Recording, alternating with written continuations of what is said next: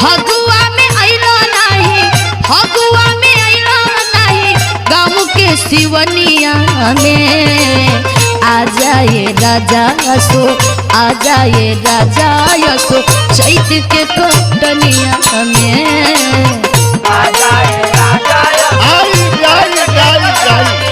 जल्दी आवा।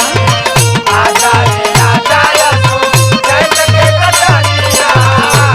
अब हमारा बर्दाश्त नहीं है, काम करो का सुनो बोला।